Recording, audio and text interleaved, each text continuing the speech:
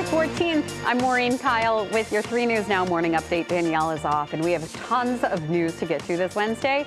But we started with Holly for a check of today's forecast because, Holly, we're just dodging storms. It's all we've been doing these days, Maureen, I'm telling you. So good morning to you and good morning to you. As we take a look at our hour-by-hour National Design Mart forecast, we are still going to be dodging some showers and storms today. This is the view at 1 o'clock. It's not looking as widespread as it was yesterday. So the takeaway from this is it will be more isolated, meaning more of you will be dry compared to the past few days.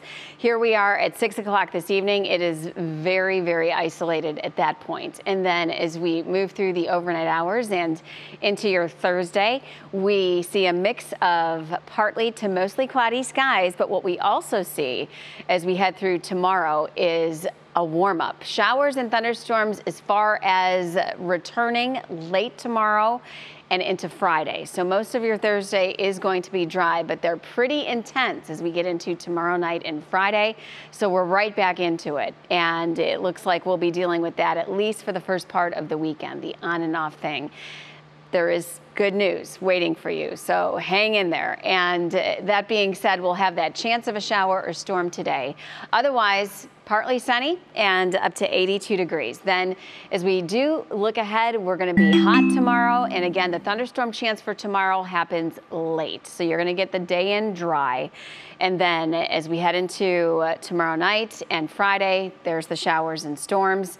More of that chance into Saturday. But then by Sunday, we see a shift in the way things have been here lately, and we keep it going into next week. We'll be in the upper 70s to near 80 on Sunday, and we are expecting mid-80s with partly to mostly sunny skies, Maureen, on Monday and Tuesday. All right, looking good. Holly, thank you so much. Yesterday, Ohio saw an increase of 20 new COVID-19 cases compared to the day before, with 344 cases reported. And in the state, over 45% of Ohioans are fully vaccinated against COVID. New research shows that getting the flu shot may protect you against some of the severe effects of COVID.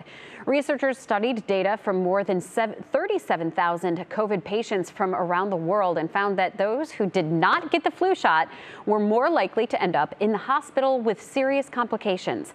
But scientists say more research is needed. You or your kids are starting to feel sick. Is it COVID-19 or is it the common cold? It's a question a lot of families might be dealing with amid an unusual summer surge in cold cases. While people wondered if maybe our immune systems have weakened during the pandemic, Dr. Christina Johns believes that we have good immune memory, and it's simply a matter of exposure. The peak of the pandemic, when everyone was staying home and everyone was in a mask, gosh, it sure was nice not to catch colds and not to see a significant flu season. And that's because masks work. But now we are starting to see more gatherings, less masking, and that means more of the virus is starting to circulate. And right now, children under the age of 12 remain a vulnerable group with no COVID vaccine authorized for them, and the Delta variant spreading quickly. And even among those vaccinated, the symptoms of COVID tend to be more mild, possibly mimicking a cold.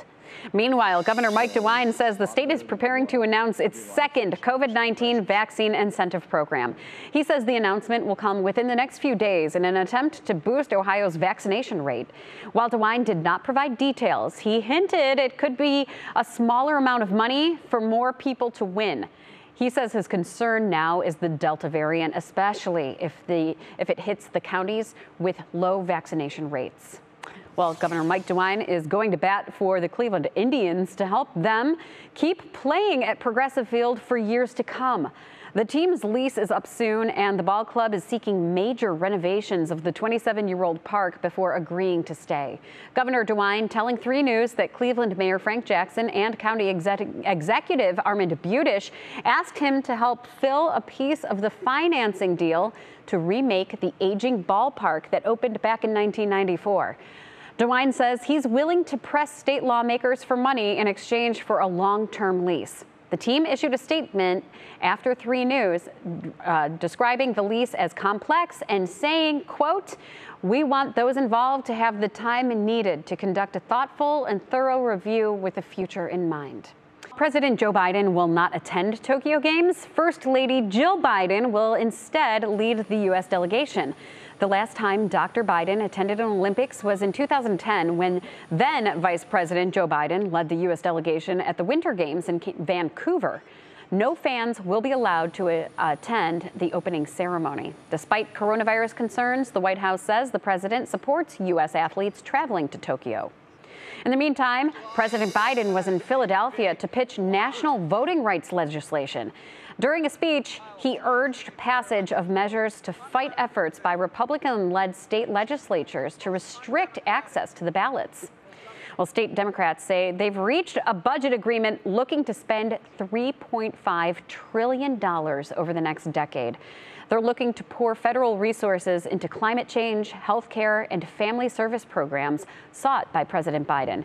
The agreement marks a major step in the party's push to meet the president's goal of bolstering an economy hit hard by this pandemic. Democrats have to convert their plans into legislation that they can push through the closely divided Congress.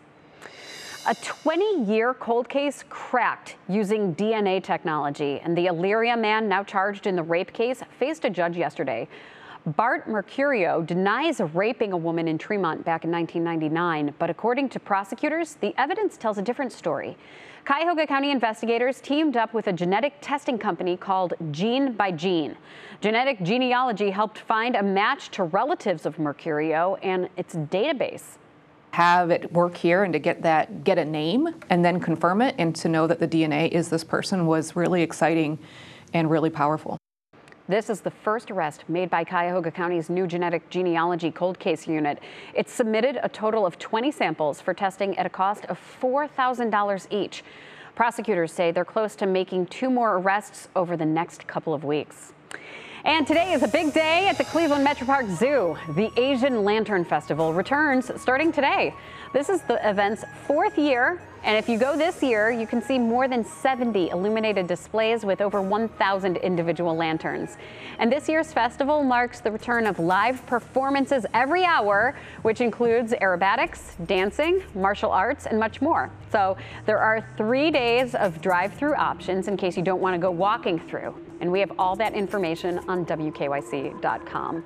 Also today, it's the grand opening of Launch Workplaces in Westlake at Crocker Park. It's a flexible office solution space offering private offices and meeting spaces.